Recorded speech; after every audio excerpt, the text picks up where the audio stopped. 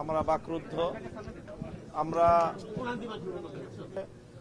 যে অপরাধীদের দ্রুত সময়ের বিচার যেন হয়।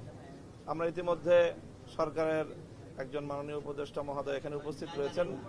তিনি তার মাকে আশ্বস্ত করেছেন যে প্রয়োজনে আইন সংশোধন করে হলেও অতি স্বল্প সময়ের মধ্যে অপরাধীদের বিচার নিশ্চিত করা হবে। এখানে শুধু ধর্ষণ কাণ্ডই সংগঠিত হয়েছে তা নয়, বরং তার সঙ্গে যে নির্মমতা এবং পরিকল্পিতভাবে তাকে যে হত্যা করার যে কার্যক্রম, সেই হত্যার অপরাধও এখানে সংগঠিত হয়েছে। কাজেই এই জায়গাটায় আমাদের আবেগ তো এটাই ছিল যে ধর্ষিতা নিহত আমাদের বোন আসিয়ার তার দাফন হওয়ার আগেই এই খুনি ধর্ষকদের বিচার কার্য সম্পন্ন হওয়া, এটাই ছিল আমাদের আবেগ।